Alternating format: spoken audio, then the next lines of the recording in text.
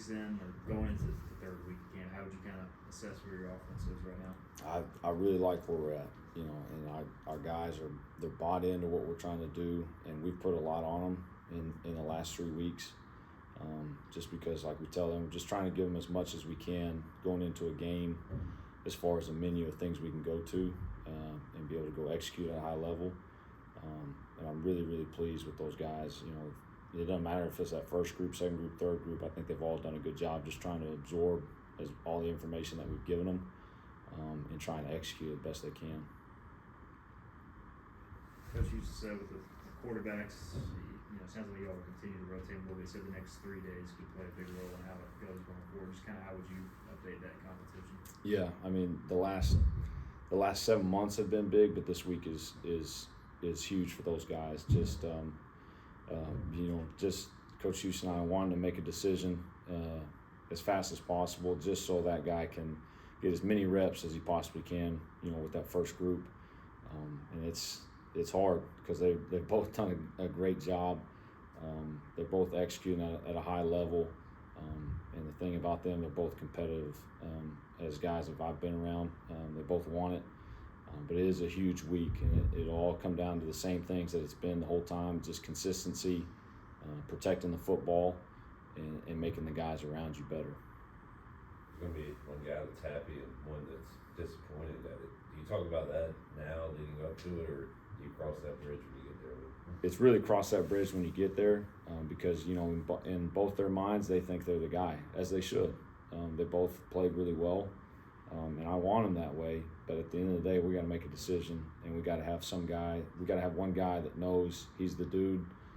He's the guy that we're going to put our faith and trust in, and that we're going to ride with no matter what. And so it's big boy football, and the guys are competing for jobs every single day, not only at that spot, but a couple other spots. And they know that. They're both older, mature kids that have played college football.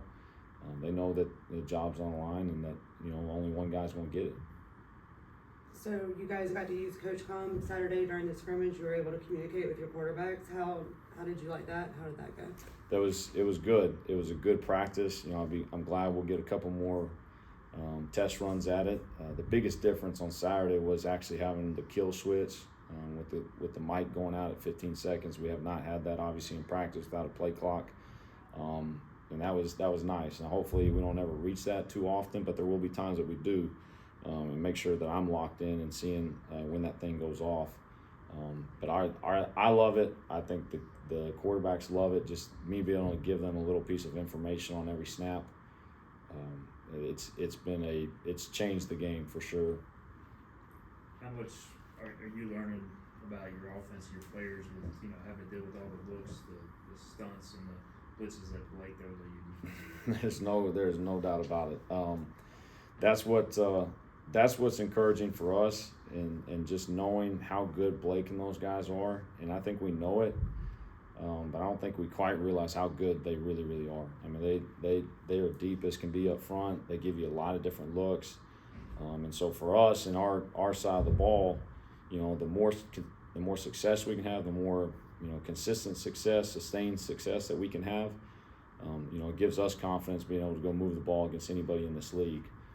Because I've got a hard time just imagining us playing a defense that's going to give us as many looks with this quality of players as we see every day in practice. And it's made us better. It's made me better as a play caller, just having to get creative in how we do certain things. Because it's not only the scheme, but Coach Harrell and the rest of that defense staff, they're great coaches, man, and they coach those guys extremely hard. They play hard, and that's to be expected. They've done it for several years now, and so it's made us better as an offense.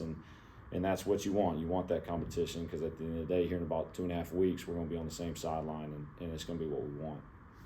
How are the big guys dealing with the speed of the tempo and staying in shape? Yeah, I've said it before. They got the hardest job, especially in fall camp when it's 95 degrees, but that heat index is about 110.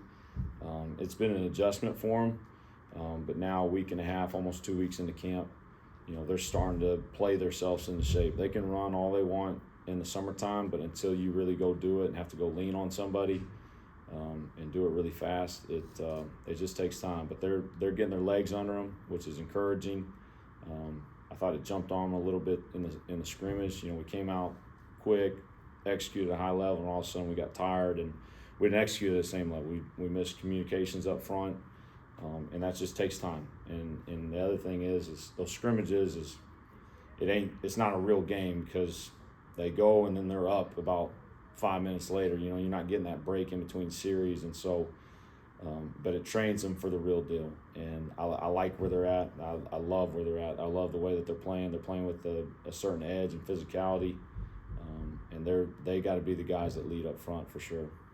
Coach Houston mentioned some sloppiness Saturday and may have hit on some of it there, but how about offensively? Is it fixable stuff you identified and talked to the guys about? No doubt, and that's that was the message yesterday. I was disappointed with Saturday, but I was not discouraged. Discouraged. If you're discouraged, you don't have hope. You've lost hope in what you're doing or the people you're around. I was disappointed because I have high expectations for what we have in the room, and a lot of it came down to just not operating when we're tired, and that again that takes reps. It takes time. You know, that first scrimmage, you're 10 days into camp, and guys are still playing themselves into shape for where we need to be. But that was the thing, is everything was fixable. It's not a personnel issue. It's not a quarterback issue. It's simply just not doing the simple things that we've done all spring and all camp. And you know, the guys know that, and that's the thing of where we're at now. I feel like within the process is as soon as things happen like that, the guys know it. That I don't have to tell them. You know, Coach Maddox don't have to tell the whole line. They know when they screw something up, and that's what's encouraging to me, is those guys are starting to figure that stuff out for themselves. What's it been like having Rajay back full go? How does he look during camp? It's been nice. You know, just not only just the player that he is, but just the leadership. You know, you miss that. Just a guy that's got a smile on his face. You know that when a run's there, he's going to hit it. But just his overall leadership more than anything. You love the great player, but you love the person even more. And just the energy that he brings. Can't wait to get Marlon back rolling here soon. And I feel really good about where that room will be. With the receiver room, who's impressing you right now? I know Chase is a little banged up, but who's kind of stepped up in that room?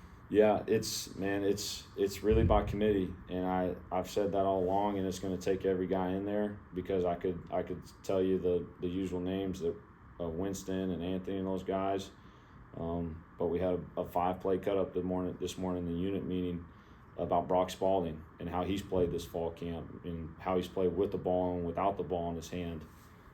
Times that, you know, Jari's been in there, he's been electric with the ball in his hand. You got young guys flashing, which is what you want, and so there is some real depth in that room. You know, the hardest part for us is just going to be finding ways to use everybody, and we've got ways, but we've got to get the ball in certain people's hands, because we've got a lot of explosive guys in that room. Are you hoping once a guy does get into the game that he's in there solely for that entire drive? That way you don't sub, therefore the defense can't. Yeah, exactly. That's the whole point, and that's why, you know, we have mechanics of, you know, when we can get guys in and when we can sub. But other than that, you know, they got to know when they're in the game, they don't come out, because of just how we play, how we want to play. When you start doing that, it gets hard to do. And with y'all obviously been rotating quarterback throughout camp, has it been, I don't know, challenging at times to find a rhythm from day to day? Has that been a side effect at all, or is that, how would you assess that? No, I wouldn't say so, because, you know, I don't change the way we call the game when either one of the guys in there. They're both really talented. They got big time arms. They're both kind of equal athletically, and so that's what's been nice, you know, for me, just being able to call the game the same way. I don't feel like I have to change anything up from guy to guy. You know, they probably would tell you differently. They probably feel like they struggle getting a little rhythm, just because they're looking out there at different times with different people. But that also comes down to just why, you know, we want to get a guy in there, that way he can feel comfortable as he can be with the time that we have left. Anything else for Coach? Thank you, Coach.